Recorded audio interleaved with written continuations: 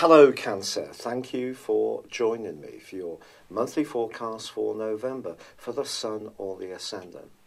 You're known as being the feeling member of the Zodiac. Your ruler is the Moon. This makes you very aware of your environment, of being protective and nurturing. You generally have a love of your home. But this month is really encouraging you to be that much more gregarious, Cancer. This is an opportunity to showcase your talents and demonstrate to people just how very talented you can be. Now, there's going to be two events which are particularly helpful to you. The first happens on the 7th when there's a new moon. But this new moon is angling up brilliantly to Neptune. Your imagination can be very important to how you impact and how you interact with the world at large for the following month from that time. If you're someone who's got a particular talent or flair or artistry, you can really raise your vibration in a very, very positive way, which can bring good things to you.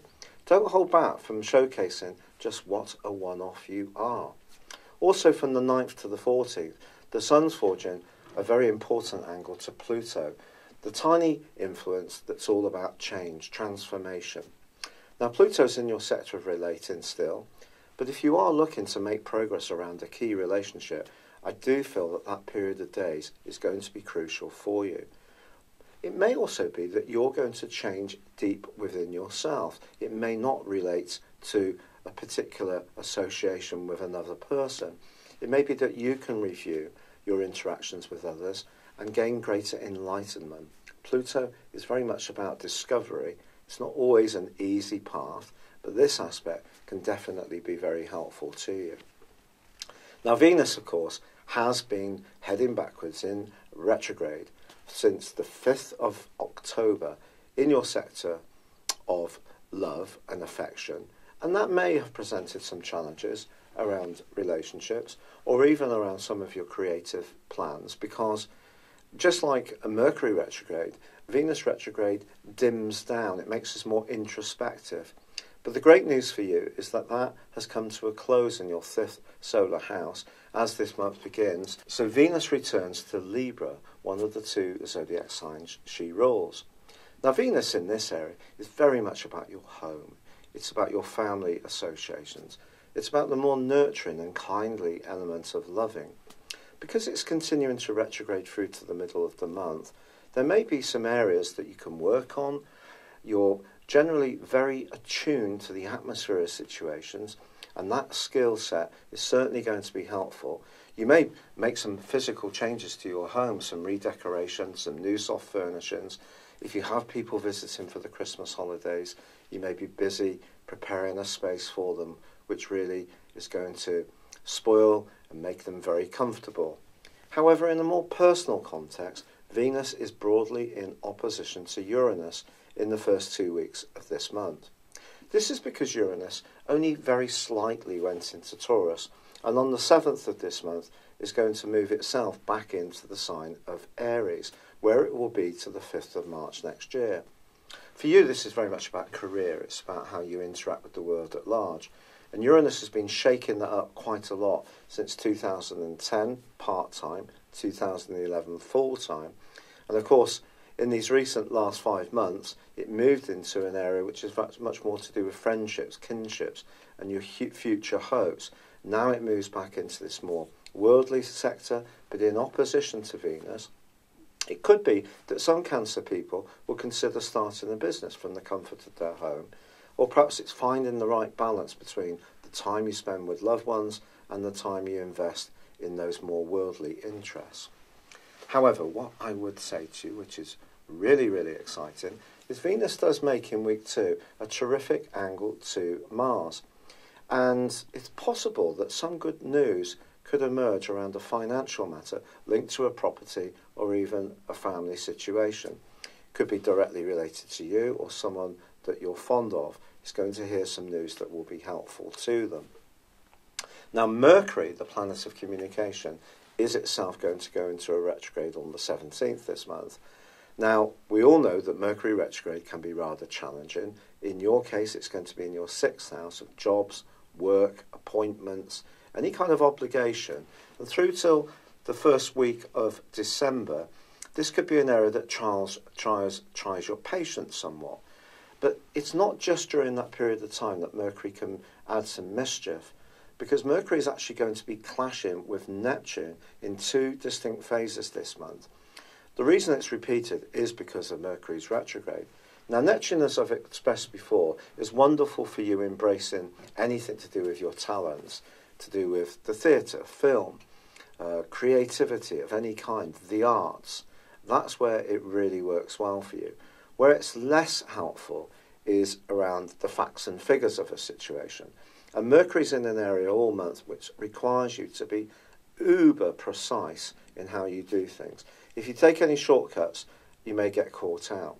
Also, if somebody wants you to, in some way, submit to their expectation of you in terms of sacrifice or obligations, there's part of you that could be resistant to this. But if there's something that doesn't work for you, just be honest about it. Don't make excuses that won't work for you. You need to just be frank. And even if that's not something that was received with glowing warmth, it is better than getting caught up in the murky mix, which is Neptune square Mercury, which can lead at its very worst to people being downright dishonest. So if you are looking to apply for jobs, or you're working in an environment where you really have to be concentrated, try not to be distracted whatsoever. Now, Jupiter, the planet of growth, has of course been in the sign of Scorpio for the last year, and on the 9th of this month wonderfully moves into an area which can strengthen your health, strengthen your physicality and your drive over the next 13 months. Now, it hasn't been in this location for 12 years. If you think back to what happened then, if you're a little older, then that's going to give you some insights into how this can work for you now. Jupiter can trick us into expecting good things will land on our lap, but really and truly, it is requesting that we all apply ourselves. So perspiration is just as important as inspiration. But generally speaking, I think this can be very good for you in terms of work, in terms of the amount of strength you have in your system, and the amount of drive and desire you can have to organise your life in as best way possible. Now, on the 22nd, the Sun does move into the same area as Jupiter, and Mercury already is. And the Sun in this location is just going to see you, I think, really starting to prepare for Christmas. Now, if you're someone who doesn't do Christmas in quite the same way as others, I hear that. I apologise for raising Christmas. It can be daunting. But I would say this is a chance for you to plan ahead, really make sure those details are really reinforced. So this will help to ward off some of the negativity that can come from Mercury's retrograde and its right angle with Neptune. But crucially, on the 24th, there is quite a testing full moon. This is because mid-month, Mars moves into the sign of Pisces, which is your sister water sign. Now, this is a wonderful transit for you, and over the next 6 weeks, you could travel more, open up your world to new opportunities, be a bit more spontaneous. But because of the clash with the Sun, I think this is not a great time in the following 2 weeks, and certainly at the end of November, to promise more than you can realistically deliver. So that's what I really mean about Neptune's influence.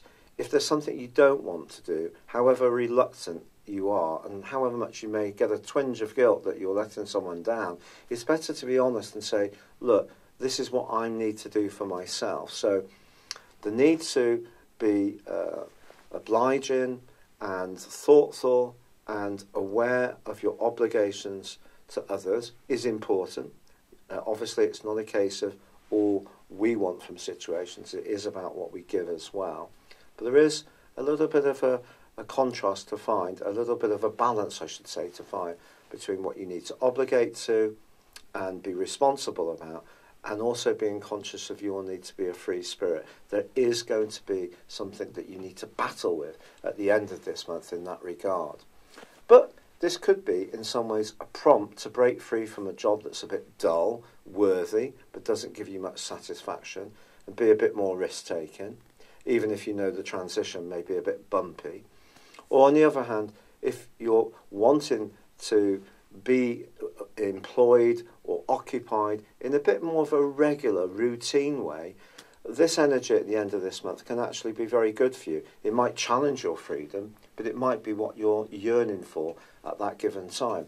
And all this shows that planets and the way they interact don't interact for all of us in one universal way. It depends on what we're going through in our unique situations. And that's why I try to put the different contrasting scenarios. So forgive me if I've missed out one or two. But generally speaking, I think this can be a month when you can express those talents. There is an opportunity to showcase just how clever and and how much flair you have. But at the same time, it needs to be applied in a workable way, both for you in terms of the balance of your life and also feeding your desire to have stimulation and new interesting strands, but still maintaining the regularity of life, the organisation of life, even if it's not very sexy, that we all do need. It's been a real pleasure being with you. Thank you so much for any kind comments you may have sent in regarding my situation with the rheumatoid arthritis. Still battling away. And I'd love it if you would like or comment on this video. If you've yet to do so, please do subscribe to this channel. Thank you. Hello, thank you so much for watching my video. I'd love you to join me at my Horoscope Ace app. You can find this at www.horoscope-ace.com. You can use it through Android, iOS, Apple or Facebook. Check out your ascendant or your moon sign or download your free birth chart. There's all your favourite videos, plus there are daily, weekly, monthly and yearly horoscopes for general, love, Chinese and Indian astrology. If your passion is tarot, there's my brilliant 3-card money or love tarot readings too. And it's all there at www.horoscope-ace.com. Thank you.